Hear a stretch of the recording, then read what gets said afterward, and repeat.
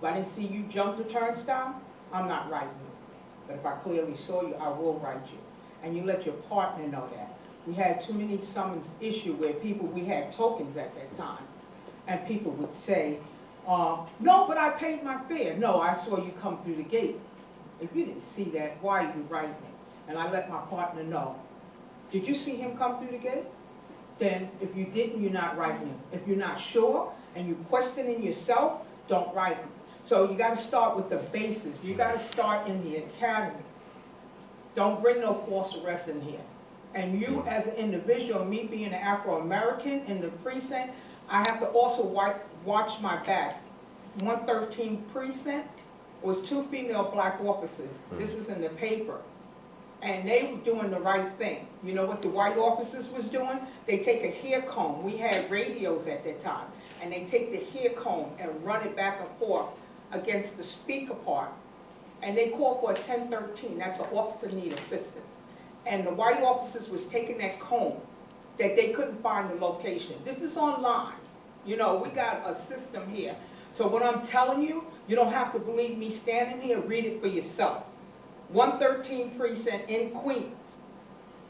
And those officers was pat on the back and told them don't do it no more and transfer them to another precinct. So we got to start, if we stop the little things, these big things won't happen. These were juveniles, should have never been in a cell. It's in the penal law. You understand me? These are laws, and our children don't know that. I have a grandson, 18 and 16. He's in college, the other one is in high school. All you have to do is answer these questions. What is your name and how old are you? That's it. Your next statement is, I want a lawyer. Stand by it. These kids here was railroaded so bad, I hurt. Because I was on the job when they was there. And it hurt me because they should have never been treated like an adult. You could give me a package of a juvenile arrest right now and I could do it with my eyes closed. Tell me what line you on and I'll tell you what goes in the box. These kids here should have never, ever been in a cell. Never been mixed with an adult. You had no proof. All you know is that this is what was said. And these kids was like treated like an adult, like a full 21-year-old. And it's so sad. And I take my hat off. I love him. He knows it, right? you understand what I'm saying? So just, and when you see stuff on the street, you guys can help out. Stand back. He's getting locked up. Stand back. You got phones. Every phone have a camera on it. Take pictures. Take pictures of the car. Every car, we go out. Every car is labeled. The plates. What officer is in that car. You can do it. Don't harass. Don't mouth off. Just take pictures. Step back. Wait, click. Take pictures. You understand? Take movie things.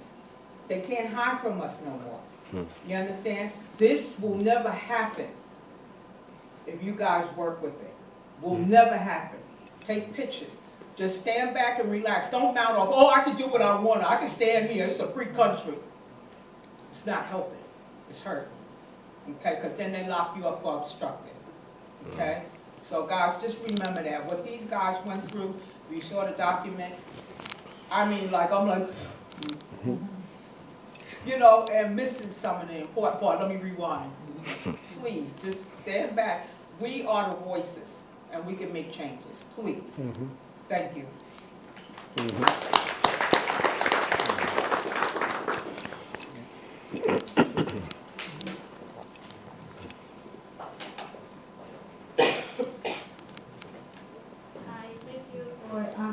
Coming here. I remember watching the documentary and how emotional it was and having to stop and coming back. So I guess my question is, I think as Black people, we have this burden of like saving the world, or as you went through this traumatic experience and coming out, you still feel like it's a responsibility or a burden to save other people or for them to not go through that. So I'll say, how do you balance this sense of responsibility and just living life as like full human beings without constantly having to look over your shoulder or protecting other Black kids so they don't go through that? And my second question would be, sometimes you have to unfortunately appeal to the other side so you can have legislations passed. So how do you do that without having to explain your humanity? Because some people might not see you as a full human being have we seen in the media. So how do you do that and reaching across the table without having to explain your humanity when other people are very dense in how they see you and having the stereotype of who black people are and what they do in the society? I mean, for us, it becomes part of just doing the work, right? Here it is that this is something that we didn't want, right? We didn't ask for this. We were 14, 15 years old, trying to enjoy life, trying to just be kids. And then you push into the system and you given these labels, and then you have to grow up fast. And so I think for us, because now as we grow up in the system, we start to shape it, right? And it turns us into fighters. It turns us into activists. We start to question things, right? We go through college, we both get degrees while we're in the system, and so we come back as different people. And it isn't until later on, after exoneration, that you start to see the magnitude, right? Because I never was on bail. So the whole time I was inside. So when I finally come home, to see the magnitude of how big it is, it's like, wow. And at this point, I understand the system because I've been through it. I know what it does. And it gives us this platform that we have to speak. And if you don't do nothing, then you're just doing you're doing the injustice. You're doing it, you're not fulfilling your role. And so even though we didn't call for the platform, we were given the platform. And so we had to accept it because that's all we knew, right? So now when we get exonerated and we're thinking that it's over, it's not over. We go through like an 11-year battle with the city, right? And like I said, this is a no-pay case, right? Linda Festine shows up to court with 20 interns to apply intimidation tactics, right? And so the police are saying we're still guilty of something, right? This article is still being written about us until 2012 saying that we're guilty of something. So this is a system that's fighting us full head on. And so we don't have the time to have a childhood. We don't have the time to try to catch up, because when we come out of prison and we're exonerated, we go right into another battle. And it's an 11-year battle. And then after you're done with the 11-year battle, then you have George Floyd, you have all these cases that pop up. And now people look at you, as a voice. So there's never really a time for us to rest. There's never really a time for us to decompress.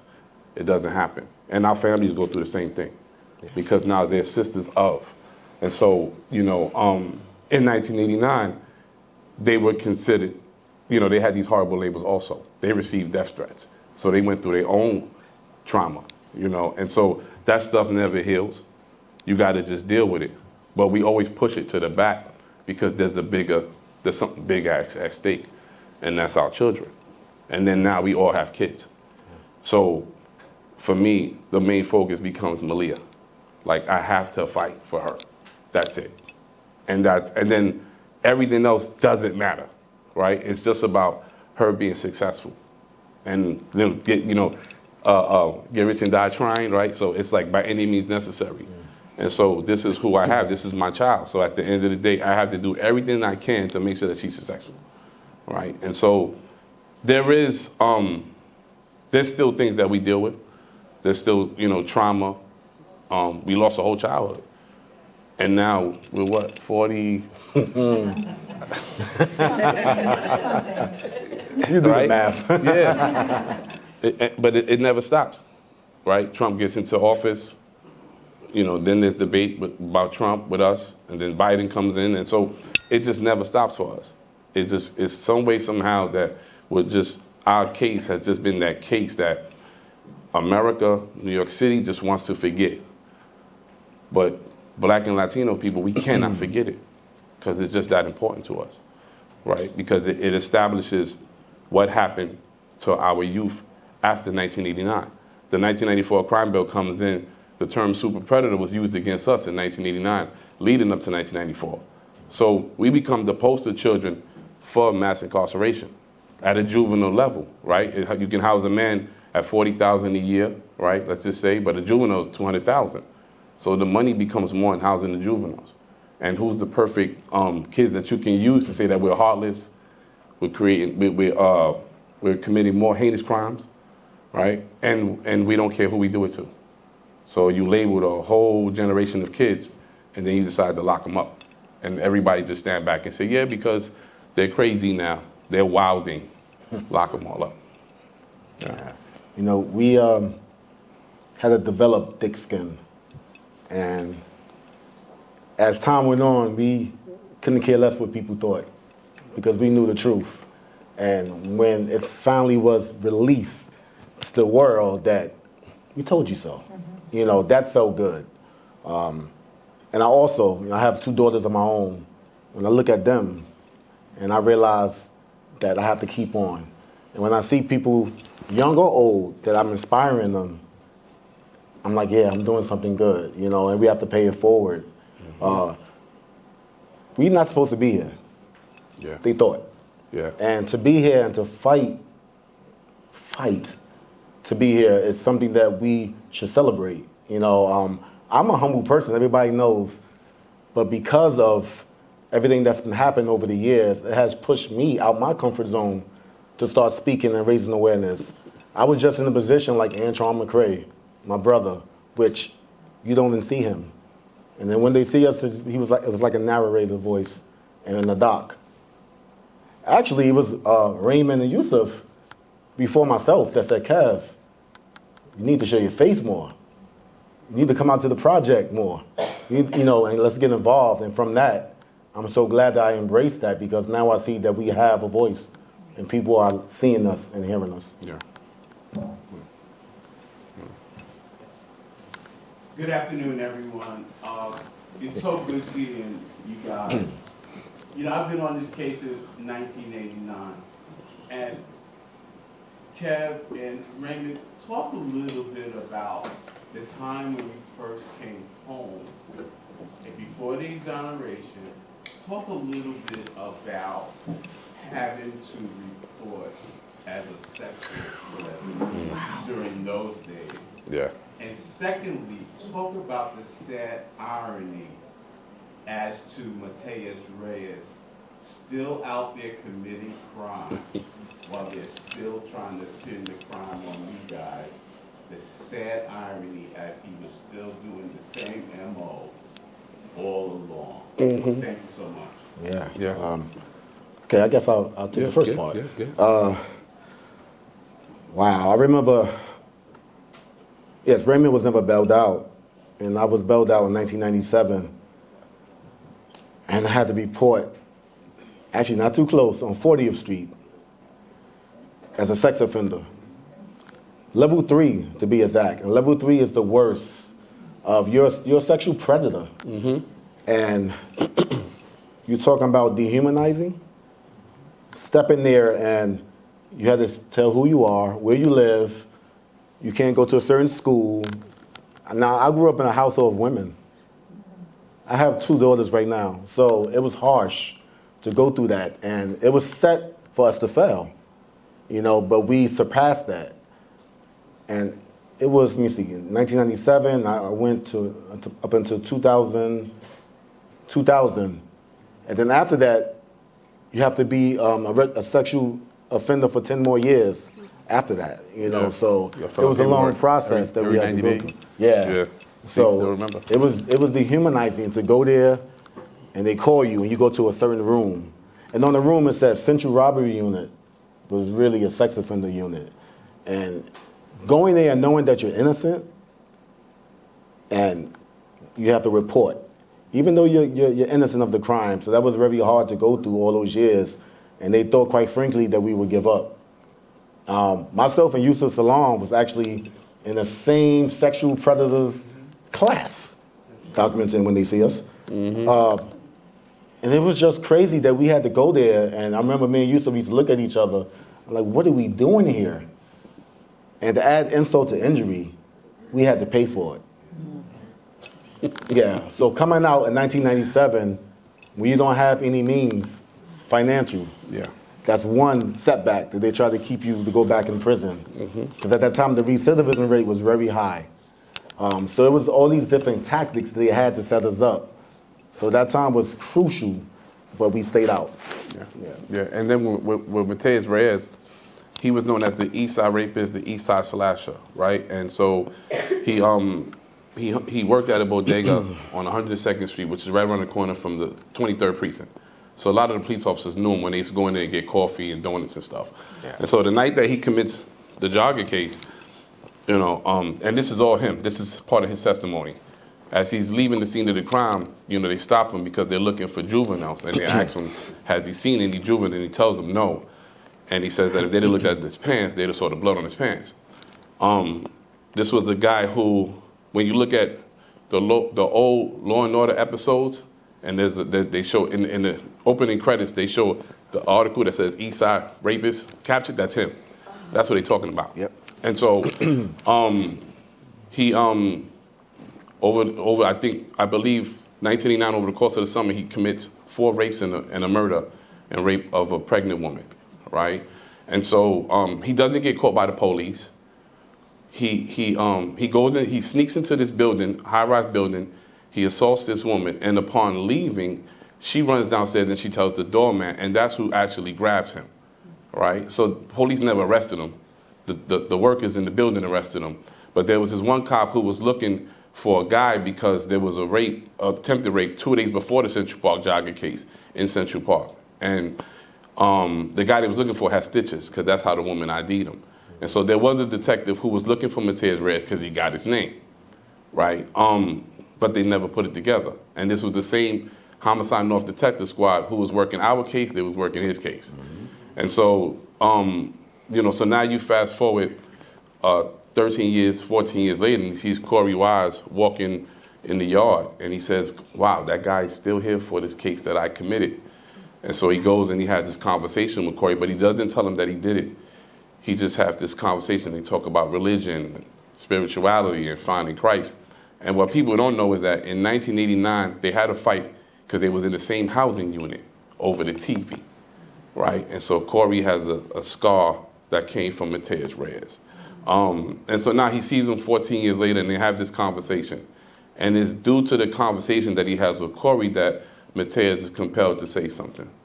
And so for the next 8 months, this guy has to continuously tell his story. Not to prove that we're innocent, he has to tell his story to prove to them that he's guilty, right? They don't want to believe him. And so they conduct this 8-month-long investigation. There's a document online that you can look that's from the DA's office, right? District Attorney by name of Nancy Ryan. Yeah. And if you read, it's about 51 pages long.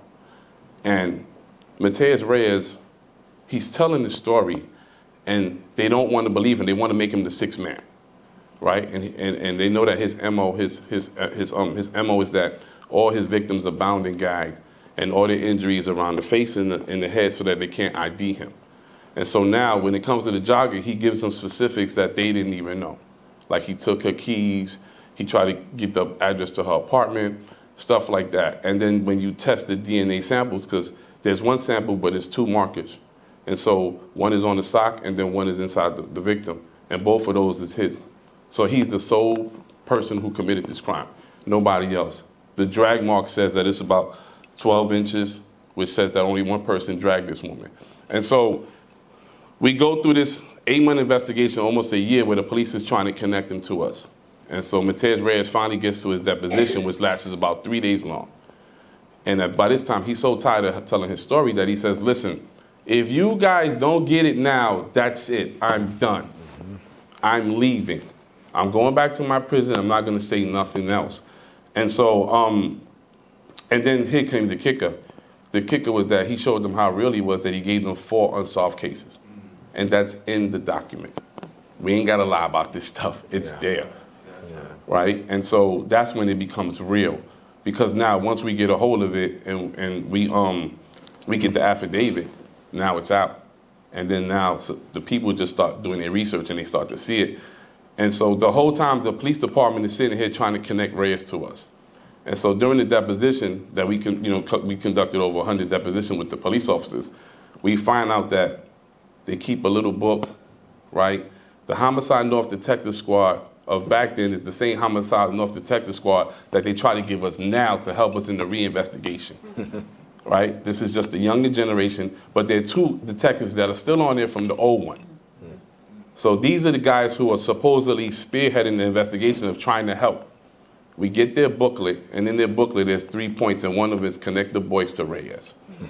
Right? This is Reyes, so we even get emails from Robin Morgenthau himself to the police department saying, you guys are dirty.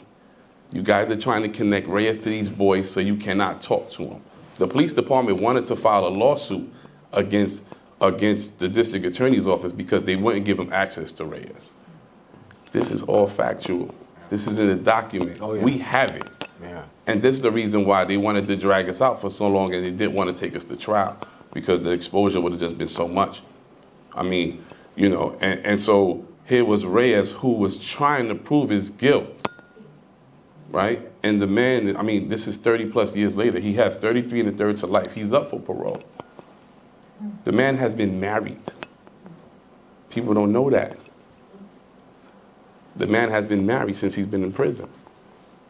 This is crazy. And this is a serial rapist, right? Who had to prove that he committed the Central Park jogging case, not the other way around. Yeah. And, Did you guys ever meet the lady who supposedly got raped by you guys? in court. When she came to, Yeah. came to testify. That's it. And you know, it's funny you said that you would think, right? We were praying that she remember, Yeah. that she has a conscience, because she'd be like, those are not the guys. But she couldn't remember.